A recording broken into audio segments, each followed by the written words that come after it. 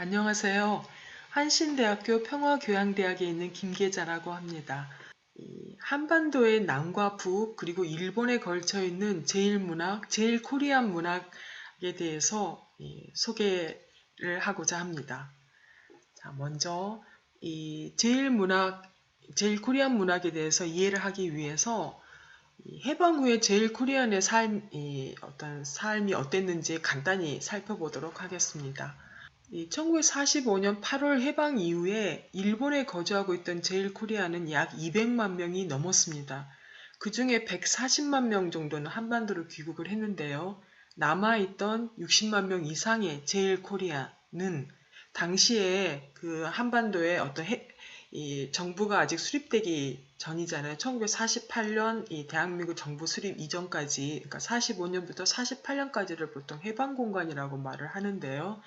이 해방 공간이 굉장히 혼란했고, 정치적으로도 혼란했고, 경제적으로도 힘들었고, 다양하게 이 혼란한 사회였고, 게다가 제일코리아는 일본에 살고 있던 생활을 다 접고 이제 한반도로 가야 되는데, 조국에 생활 기반이 없는 상태에서 일본에서 한반도로 조국으로 건너갈 때 들고 갈 수 있는 어떤 재산, 그다음 물품의 반출 제한이 있었어요. 그 GHQ의 어떤 반출 제한이 있었기 때문에 여러 가지로 귀국이 어려웠습니다. 당시 기후, 날씨라든가 이런 것도 힘들었고, 뭐 배가 조난당하고 다양한 여러 가지 이유로 일본에 정주하기로 결심을 하는 사람들이 지금 현재의 제일 코리안을 형성하게 되었습니다.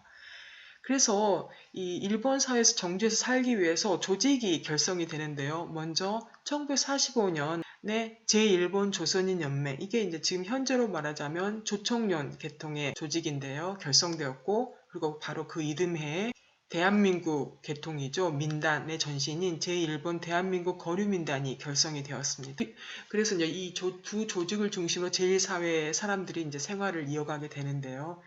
그런데 1948년 제주 4.3 사건으로 인해서 이 일본으로 밀항하는 제주도민도 늘어나면서 제1사회가 일제강점기 때부터 그 해방 이후까지 다양한 사람들이 모여서 여러 가지 이제 생활을 이어가게 되는데요. 그러다가 1960년대가 되면은 많은 변화가 옵니다. 특히 한국과 일본 사이의 관계가 변화하는데요. 한일 관계가 어떻게 변화하는지 많은 분들이 다 알고 계실 텐데요. 한국 전쟁 중인 1951년부터 회담이 시작되어서 7차례의 회담을 거치면서 드디어 1965년에 한일협정, 한일 국교 정상화가 수립되면서 한일협정이 체결이 되었습니다. 물론 이 한일협정은 뭐 식민지 어떤 문제라든가 뭐 전후 처리 문제 뭐 다양한 이 문제에 청산하지 못한 그 과제를 남기긴 했습니다만 지금 오늘 이 말씀드리고자 하는 거는 제1사회의 문제에 초점이 있기 때문에 그 부분만 초점을 두고 말씀을 드리면 이 한일협정 체결로 인해서 일본 국내에서 그러니까 대한민국과 일본이 국교가 정상화가 되었기 때문에 한국은 정상적인 어떤 국적으로 그러니까 제일코리안이 국적을 취득할 수 있게 되었는데요. 그렇지만 조선이라고 하는 거는 사실 조선민주주의인민공화국은 이 국교 정상화가 안 된 상태였고 그래서 일본에서 사용하는 조선이라고 하는 건 정식 국가명이 아니라 사실은 민족명으로 존재하는 일제강점기 때부터 민족명으로 존재하는 어떤 기호 같은 느낌이거든요. 조선이라고 하는 건. 그래서 한국은 정식 국가로서 조선이라는 거는 어떤 민족명으로서 있을 뿐이지 정식 국가는 아닌 그런 상태가 되었기 때문에 이 1965년 한일협정 체결로 인해서 한국과 조선의 법적 지위가 좀 달라집니다. 그러니까 한국은 정식 국적으로, 조선은 민족명이기 때문에 국적이 아니기 때문에 어떻게 보면 조선이라는 이 호적으로 있는 사람들은 말하자면 무국적자일 수 있는 거죠. 국적이 아니기 때문에. 그래서 좀 법적 지위에 차등화가 생겼다고 할 수 있습니다. 한국과 일본 사이에서 이런 한일협정이 체결되면서 한국 국적을 취득하는 사람에게는 특별협정 영주권이 이제 허가가 되었고 그래서 한국 국적을 취득하는 제1한국인이 더욱 늘어나게 됩니다. 그로 인해서 제1사회에서는 국적 표기 변경 문제와 맞물리면서 대한민국 계통의 민당과 조총련 계통의 그러니까 북한 계통의 조총련 조직사의 갈등도 커졌고 제1사회도 조금씩 나뉘는 그런 현상이 벌어집니다. 더욱이 한일 관계뿐만 아니라 북한과 일본 간의 관계에서도 약간의 변화가 있습니다. 그러니까 국교는 되지 않았지만 매우 중요한 사업이 실시가 되는데요.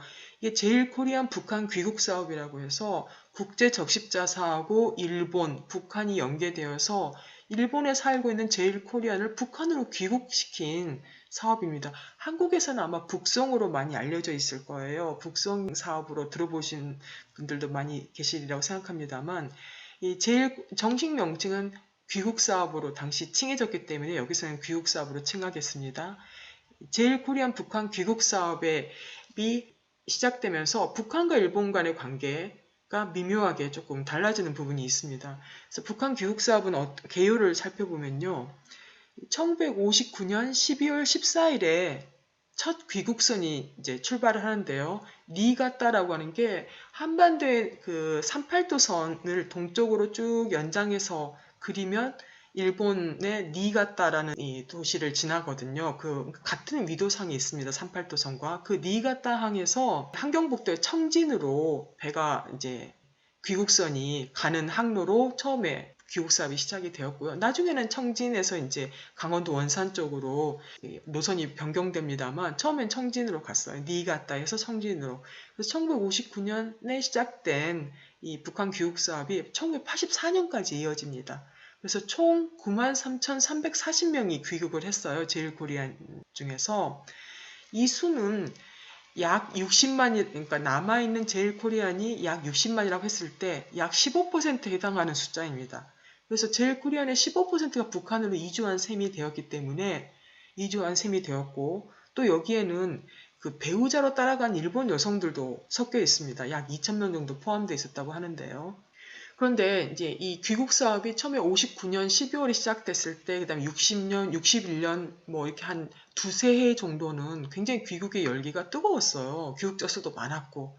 그런데 점차 뒤로 갈수록 귀국자 수는 급감하게 됩니다. 귀국의 열기가 확 식은 거죠. 뭐 그 식은 이유는 여러 가지가 있습니다만, 먼저 앞서 귀국했던 사람들한테 북한의 실상이 조금씩 전해지기도 했고, 또 앞에서 살펴본 한국과 일본 사이에 한일 협정이 체결되면서 한일 관계가 이렇게 활발하게 움직이니까 북한으로 귀국하기보다는 한국과 관련을 맺으려고 하는 사람들도 많이 늘어났고요.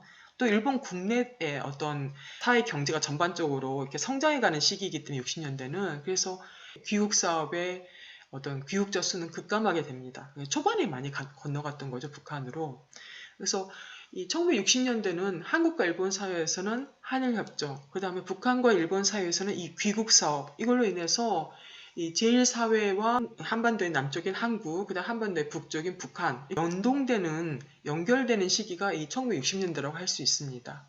자, 그래서 그 방금 살펴본 한일협정과 그 다음 북한 귀국사업, 이 두 가지 일로 인해서 제1사회는 여러 가지 변화가 이제 오는데요. 그 중에서 오늘 말씀드리려고 하는 거는 이 남과 북과 일본에 걸친 제일코리안의 어떤 삶의 이야기입니다. 앞에서 본 것처럼 북한으로 귀국한 제일코리안이 있겠죠. 근데 북한으로 귀국한 제일코리안의 대부분의 고향은요, 사실 경상도나 제주도가 대부분이었습니다. 왜냐하면 일제강점기 때 일본으로 건너간 사람들의 많은 사람들을 8, 90% 이상이 경상도나 제주도가 고향인 사람들이 많았기 때문에 이 사람들이 일본에서 제일코리안으로 살다가 그 다음에 북한으로 귀국한 상황이었기 때문에 이 경상도나 제주도 고향인 사람들이 많았던 거죠. 그런데 사실 생각해보면 어떻습니까? 한반도의 남과 북은 분단되어 있고 또 북한과 일본 사이는 국교 정상화가 이루어지지 않은 상태이기 때문에 북한으로 귀국했던 제일코리안은 자신들의 본래의 고향인 한국 땅으로 올 수가 없는 상태입니다. 또 국교 정상화 안 돼 있으니까 북한에서 일본으로 돌아갈 수도 없는 상황인 거죠. 즉 다시 말해서 이 북한 귀국이라고 하는 거는 어떻게 보면 제1사회, 제일코리안 어떤 가족사의 이산의 문제를 낳게 됩니다. 다시는 돌아갈 수 없는 땅으로 이 북한으로 가버린 거기 때문에 뭐 이를 둘러싸고는 당시의 국제정세, 어떤 국제사회, 어떤 동북아의 국제사회의 문제라든가 일본의 어떤 사람들에게 돌아올 수 없는 이산의 길이라는 걸 제대로 알리지 않고 이 인도주의 명목을 내세워서 어떻게든지 빨리 일본 내에서 제일코리안들을 이렇게 내보내게 급급했던 일본 사회 문제라든가 아니면 북한, 한국, 다양한 동북아의 정세가 얽혀있는 문제여서 간단히 말씀드릴 수 있는 상황은 아닙니다만 결과적으로 북한으로 건너간 제일 코리안들은 고향인 한국 땅으로 올 수도 없고 다시 일본으로 돌아올 수도 없기 때문에 귀국이 곧 이산의 어떤 결과로 되어버린 그런 셈이 되었습니다.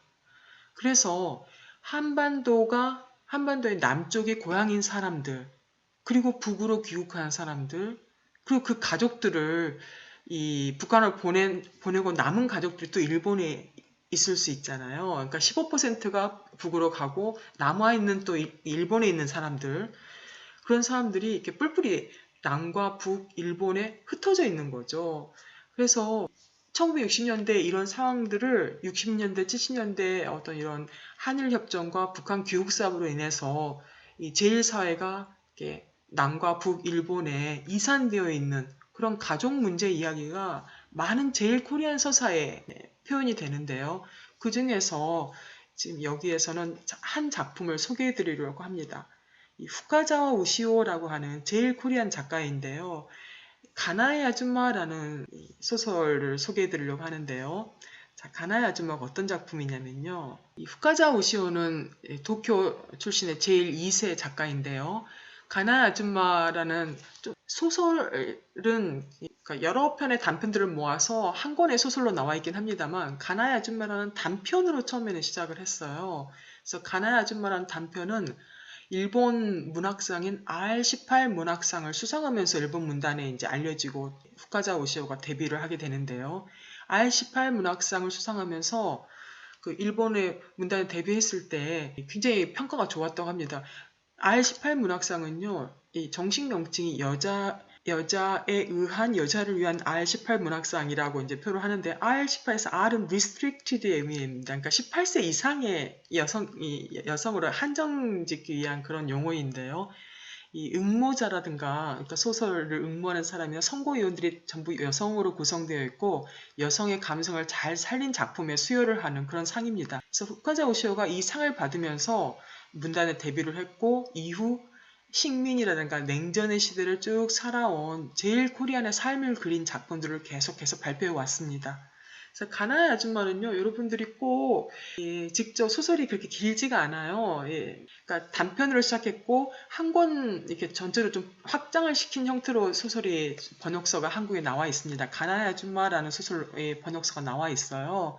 그래서 번역서를 꼭 한번 읽어보시기를 권하는데요. 가나의 아줌마는 그러니까 아들이 북한 교육 사업으로 아들이 북한으로 건너간 거예요. 그래서 아들이 건너가서 북한에서 이제 가족을 이루고 살겠죠. 그 아들을 물심양면으로 지원하고 있는 그 여성의 이름이 가나의 아줌마입니다. 그래서 가나의 아줌마가 북한에 있는 아들 그리고 아들 가족들을 이렇게 물심양면으로 지원하면서 제1사회의 여러 이 민당계통, 중년계통의 사람들한테 이렇게 맞선 결혼 상담 같은 걸 해주면서 제1사회 관계망을 넓혀가는 그런 이야기예요. 그래서 가나의 아줌마를 접점으로 제1사회 관계망을 통해 같은 제1의 형태이긴 하지만 들여다보면 각자 다른 내력이라든가 다른 입장을 가진 사람들이 서로 연결되고 또 소통하는 그런 모습들을 소설 속에서 매우 잘 보여주고 있는데요. 이 가나의 아줌마라는 소설은 그 R18 문학상 받았을 때 평가도 매우 좋았는데 그 좋은 평가 중에 하나가 매우 경쾌하고 유머러스하고 굉장히 생활감을 재미있게 표현했다는 그런 평가를 받았어요. 그러니까 지금까지 기존의 어떤 제일 문학 하면은 뭔가 조금 어둡고 차별받고 힘들게 여러 가지 고난의 그 시간들을 살아온 그런 부분에 많이 초점이 맞춰졌다고 한다면 이 가나의 아줌마는 물론 이제 제일 사회 여러 가지 문제점들, 힘든 사람들도 표현하고 있습니다만 내용은 이제 그런 내용들을 담고 있지만 표현 자체는 굉장히 경쾌하고 유머러스하게 이야기가 진행이 돼요. 그래서 이 흐뭇하게 미소 지으면서 읽을 수 있는 그런 대목도 많이 있고요. 매우 재미있게 짧고 재미있게 읽을 수 있는 소설입니다. 그래서 기회가 되시면 이 후카자 우시오의 가나의 아줌마를 꼭 한번 읽어보시기를 권합니다. 가나의 아줌마를 이렇게 짧은 소설이지만 읽고 나면 어떻게 한반도의 남과 북, 일본에 이렇게 걸쳐서 제일 코리안들의 삶이 어떤 식으로 이렇게 넓게 뭐랄까 관계가 되어 있는지 그런 부분을 잘 느낄 수 있습니다. 가나의 아줌마 소설 속에서 그 북한 교육사업 이야기가 나오는데요. 아들이 1971년도에 북한을 교육한 이야기가 나오거든요. 그러니까 70년대 북한 교육사업 이야기도 볼 수 있고 제1사회의 어떤 여러 가지 당시의 상황을 좀 소설을 통해서 알 수 있습니다. 꼭 한번 기회가 되면 읽어보시기 바랍니다.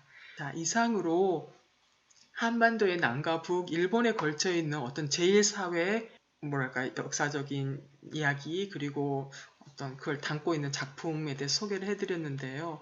이 제1문학 하면은 이 일본 속에 있는 어떤 제1사회 이렇게만 생각할 게 아니라 지금 현재 우리의 한국 그리고 북한, 일본 이렇게 폭넓게 확장된 시각에서 제1코리안이라든가 제1사회를 볼 수 있는 계기가 되기를 바랍니다. 네, 감사합니다.